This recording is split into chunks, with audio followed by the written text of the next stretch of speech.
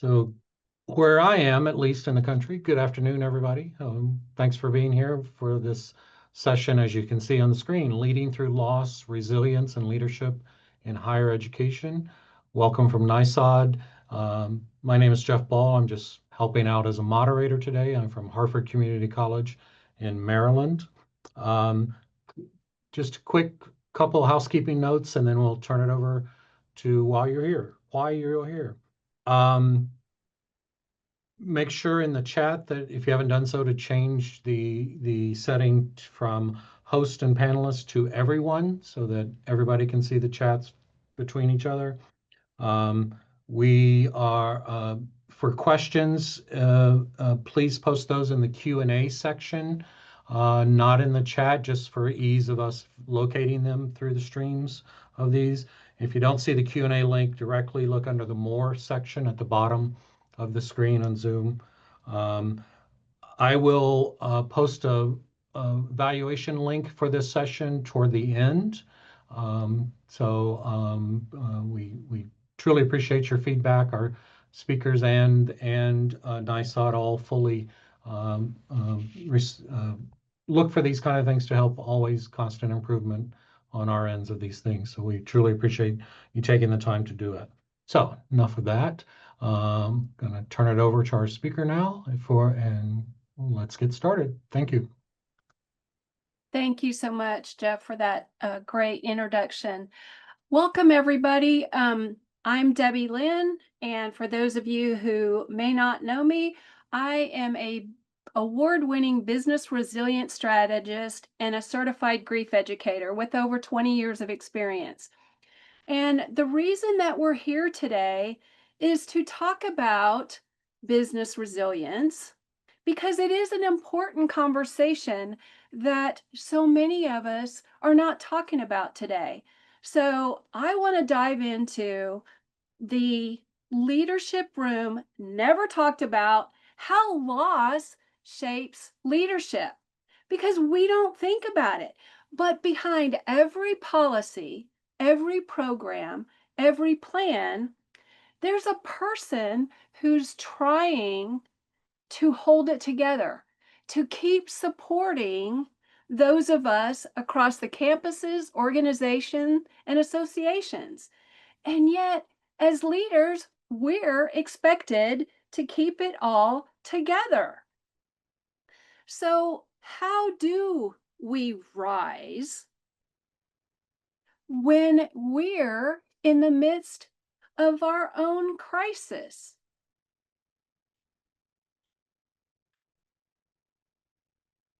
So, leadership is not just about what we do. It's about everything, how we show up, how we fall apart. There's 4 main categories that are affected. Number 1 is financial pressure. We're all facing more of this, especially in our world today. Budgets are shrinking.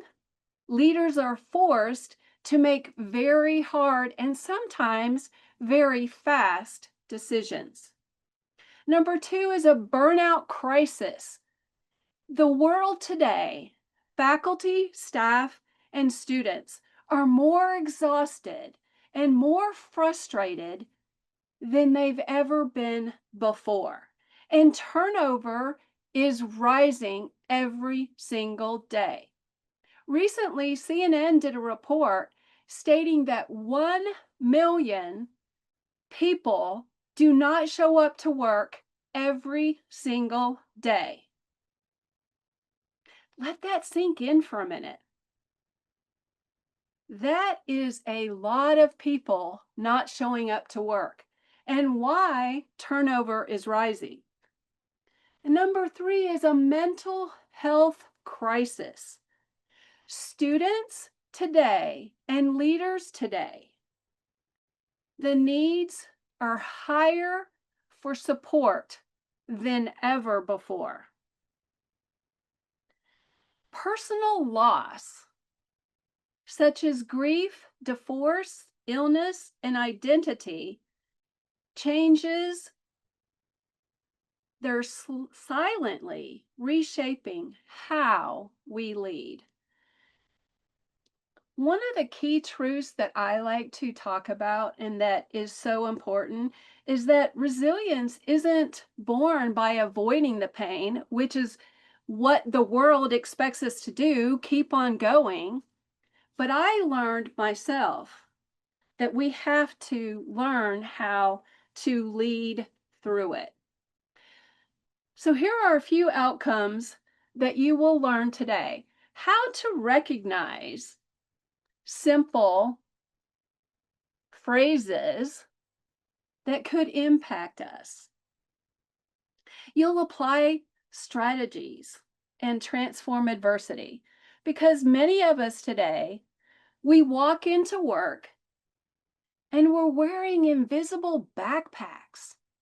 We're filled with emotional weight. We put on that professional mask, we smile through the meetings, but we keep going because that's what the world expects. But let me tell you, unprocessed grief shows up whether we see it or not. And so many times when you hear grief, most people think it's just about loss. But grief is so much more than that. It shows up in short tempers, communication, disconnections, and lost motivation. Those are factors that we all need to look at and consider. Because here's the truth that I learned in my own journey. Resilience isn't avoiding the pain. It's learning how to lead through it. So what is hidden grief? It's things like this. Have you heard somebody around the cooler say, "I'm fine"? And you've been a coworker before and you kind of hear that "I'm fine," but you notice a different tone in their voice. Or you notice them not connecting as much as they used to. They're not showing up to meetings the way they were. "Oh, my team needs me. I don't have time for that right now." Have any of you experienced that? It happens on a daily basis. "If I slow down, everything's going to fall apart." I used to say that all the time. But what I found is suppressed grief, like pushing it down because we're trying to do what the world expects us to do, to keep going, to keep leading, to be there. It shows up in exhaustion, conflicts, disengagement, burnout, and lost productivity. Here are some statistics of recent unaddressed loss. I found these kind of staggering. I thought that they were higher than I anticipated, but 78% have experienced loss in a year. During their work life, you're going to experience loss. That's just part of death and life. And we all know that. But how do we lead through it? 47% is emotional exhaustion. Leaders that report emotional exhaustion in their roles, they're not satisfied. Maybe they have a manager that they just don't communicate with. All of these things impact us. And in this statistic, it was 18 months worth of impact. It impacts productivity, but in the end, think about it. Productivity happens and we lose profits. And that's something that we're just not talking about. I'm going to share a little bit about my story and why this is so important, because grief isn't just personal, it's organizational, and we need to get a handle on it. A few years ago, I lost my son. He was 4 months old. Days later, I lost my job. They said, "Hey, Debbie, it's just not working out." And I was the one who always filled in. I was the one who took on all the extra roles. I did whatever I could because that's the type of person that I am. I'm a leader who wants to give. Everything that I had built, my work, my identity, and my direction, it all collapsed in a moment. Now, I don't know if any of you have experienced anything like that, but what I want to tell you is we all experience loss, whether it's a loss of a job, a loss of a friend, just loss in general. We lose ourselves, we forget who we are. I remember one morning looking up at the ceiling going, how can I continue going? How? Because grief, it's destroying me inside.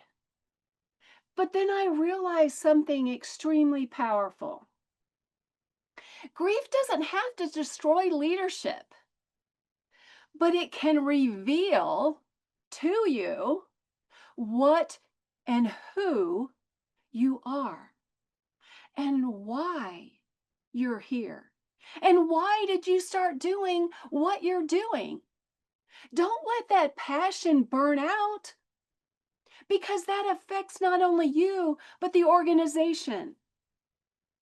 So I began rebuilding piece by piece with what I call now my heart framework. So H is heal. We want to heal and acknowledge who we are. We have to dig down deep and go, who was I before the world told me who to be? What brings me joy? E is embrace. Accept what has changed. The grief is still there. It's not going to go away. And even though they say time heals, let me tell you, it doesn't. It's still here. It still hurts. But we can accept that change because it can change us for the better. A is awaken. Find the lesson in the pain. That sounds crazy, right? But there are lessons in the pain that we go through if we choose it as an opportunity. R is renew. Rebuild your energy and your hope because you are unique and you are strong. And T is transform. Lead with clarity and purpose that you once had. Bring that passion and joy back into your heart because that's when you can lead with heart. And this framework to me, it brings back the humanity in leadership. Because when a leader heals your campus, your organization, it can breathe again. It has hope and it can transform. So let me ask you a question. Which letter of heart do you need most right now? Put it in the chat for me. Let me know.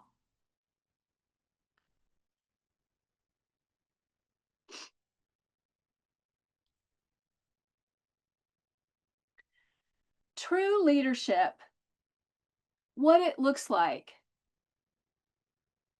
is naming the challenges honestly. We have to first acknowledge, Show your appropriate vulnerability. Debbie, Yes. sorry for interrupting. Could you, some people are asking to go back to the previous slide with the acronyms. Absolutely. I should have left it up a little bit longer. My apology.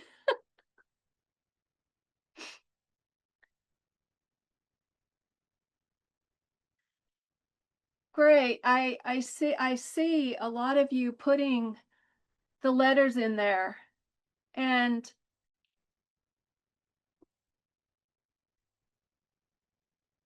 yes. And it's so helpful. Take a picture of that if you want. I want you to know, especially as leaders, this is so, so critical for us to use the heart method in everything we do. And I truly believe it. Thank you. Thank you so much for your interaction.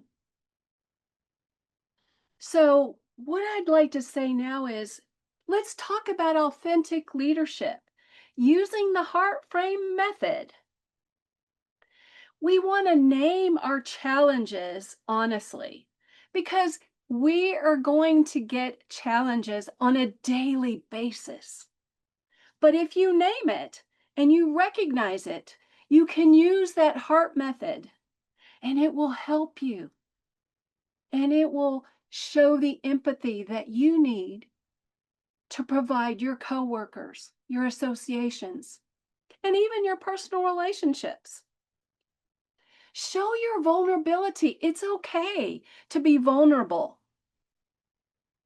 Keep a clear vision, even when things don't look good, when they're uncertain. Create a space for emotion and lead from your values, not urgency. So many times we tend to lead from urgency because there's so much going on. But stop and pause and take a moment. I want to tell you a short little story recently. A dean I worked with finally admitted to her team she was exhausted.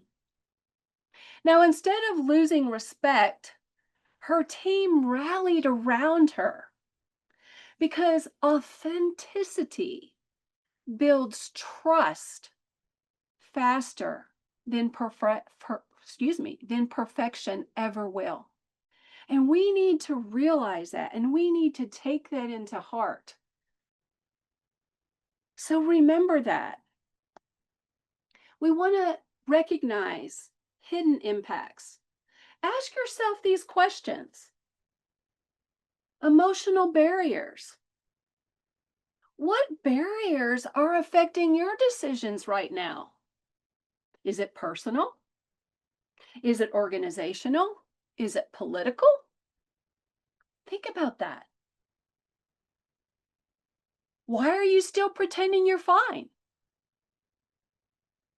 And how has disruption affected your life and your leadership? So I want you to take just a couple of seconds right now and think about what disruption has shaped your leadership in the last 2 years. Just think about that and write it down on your paper because what I'd like to do is at the end, I'd like to get a couple of you to talk about it.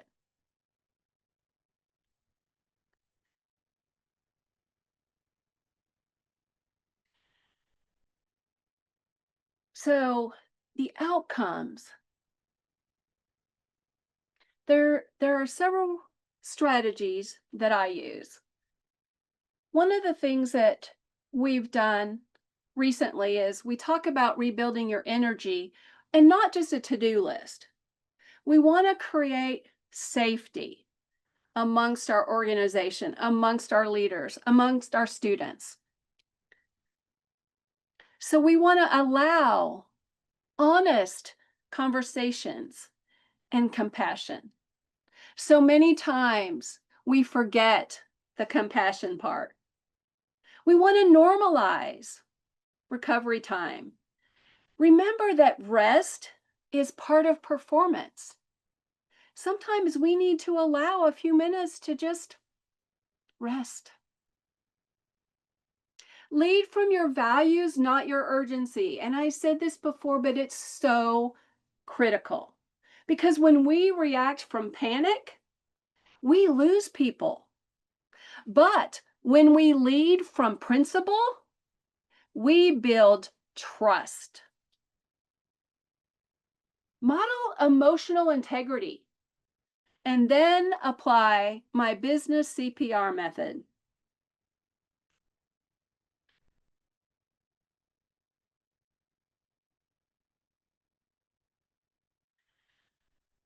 So, my business CPR is clarity, cut through confusion and define direction.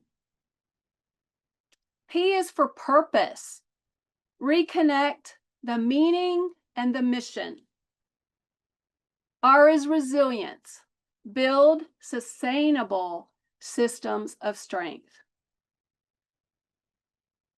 So now I have a couple of questions. What is one daily reset that you could personally commit to?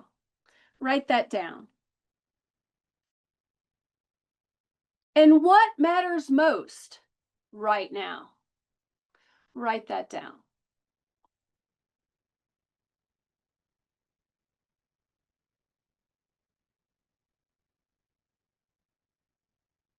Now, what I want you to do is identify 3 non-negotiables that you will implement on a daily basis. Non-negotiable. And connect to work with your mission again from your heart. And remind yourself and your team why it matters.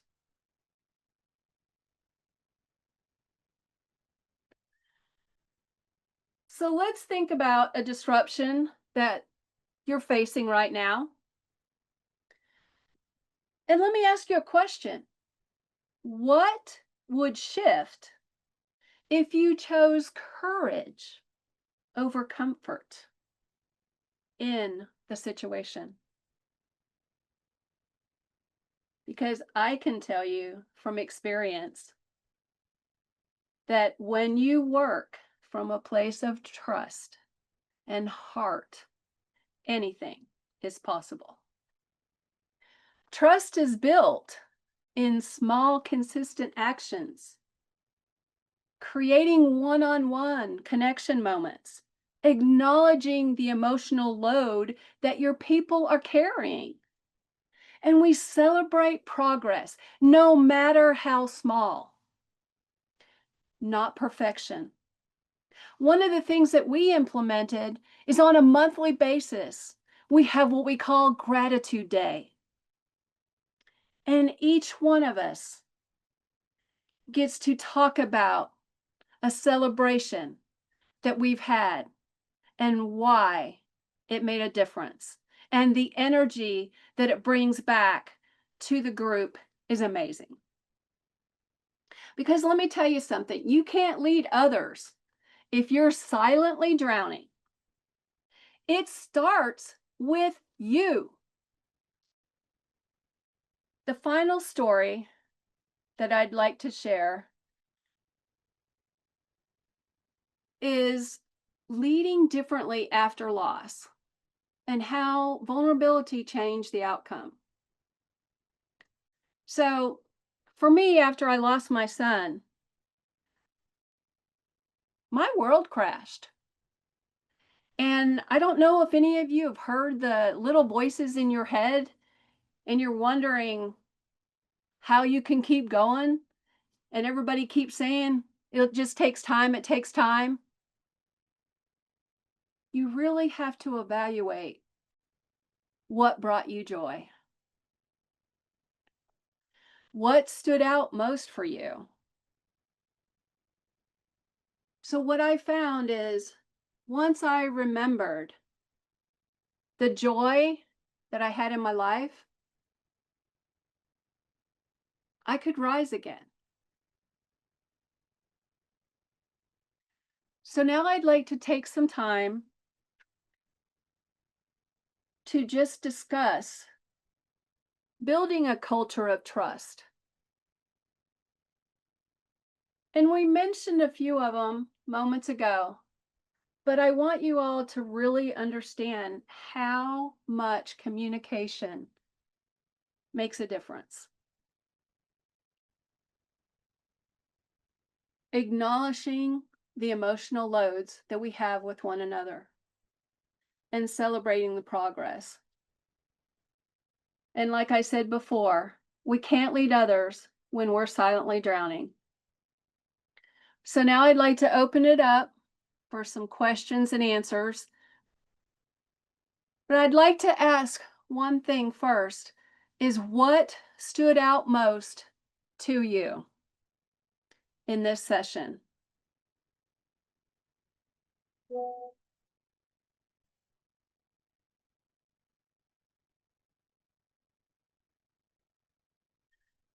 We can open it up for questions um, and reflections. Uh, my final words would be your strength isn't measured by how much you endure alone, but how courageously you lead through transformation. When you heal, you lead. When you lead, you build. When you build, you leave legacy. So while everyone's gathering their thoughts and want to respond either in the chat or go ahead and come on camera if you'd like to. There is one question that was asked earlier. Did you use any theoretical leadership frameworks to create this? Basically, this was all from my personal life experiences, partly being a certified grief educator, and then honestly living through the trials and tribulations. And that's kind of how I created my heart led network, is just by what I personally went through. I have used statistics and case studies, but other than that, it was pretty much lived experiences.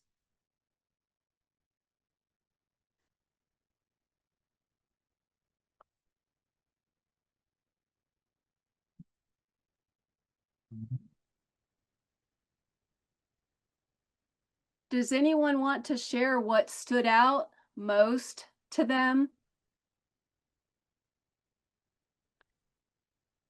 There's one just posted in the chat for you. Okay, yeah, I see that.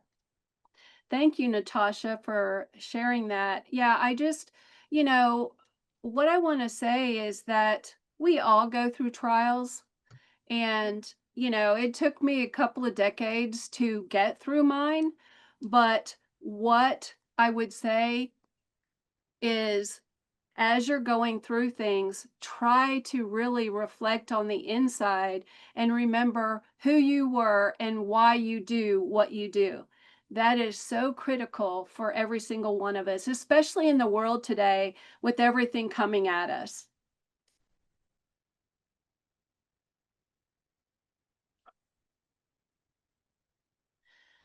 Andrea, I see that you said something. I like the transform adversity. Tell me a little bit more about what you're saying there.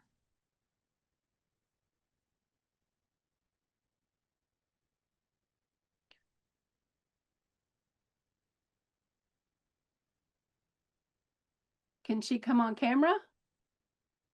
Andrea? If she'd like to, she's welcome to. Yeah, if you want to unmute and come on camera, I would love to hear a little bit more about what you're saying. She says she's not able to right now. Okay, no worries at all.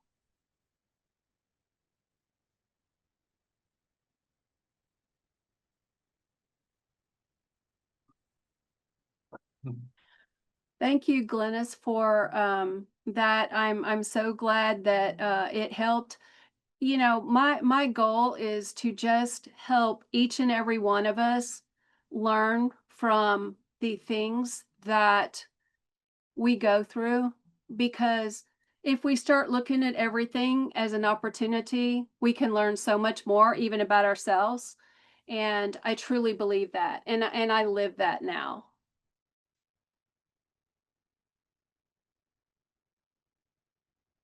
And if anyone would like more information or would like to book some time to just discuss my program, or just ask me more questions, I'm available. I put my link in the chat again. You can book a call with me. I'd be more than happy to talk with you.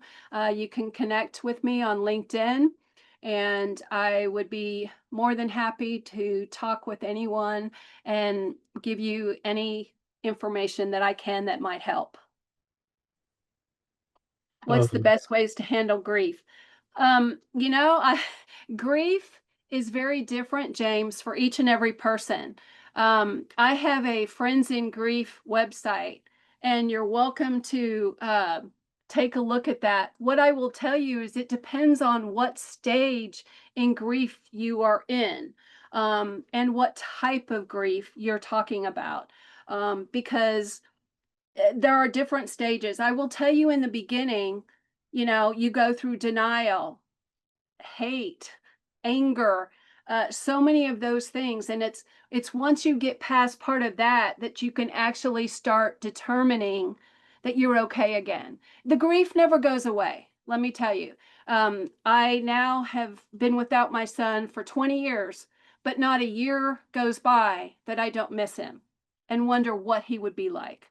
So, grief is a personalized thing, and that's one of the things that I do a lot of one-on-one. If you're interested, reach out to me. I put my email there as well, and I'd be more than happy to talk with you further.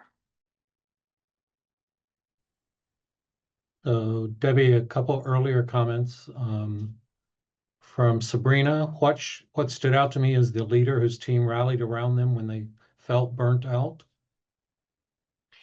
And that is so critical. It really is. The more a team can be together and be in alignment with one another, you will see a shift in energy. You will see a shift in productivity, which in the end affects profitability.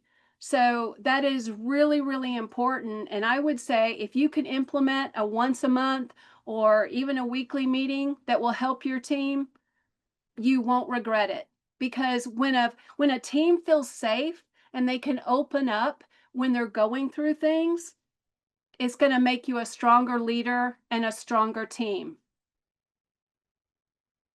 And from Jennifer, what can you share regarding compassion fatigue? What I would say is, um, I I'm that way. I can totally relate because I want to help everybody. I want to do everything for everybody. But what I will tell you is you have to learn when to say no, number one, but also, is it something that's going to bring me joy? Ask yourself that question when someone's asking something for you and you want to help them, but it might not be the one that you need to help right now. So that would be the best way that I could answer that right now.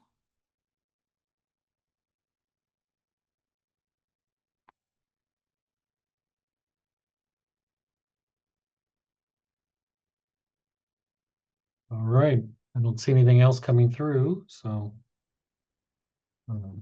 any last thoughts, Debbie, before we wrap up? I would just say thank you so much for everyone who joined, and just remind yourself to lead with heart.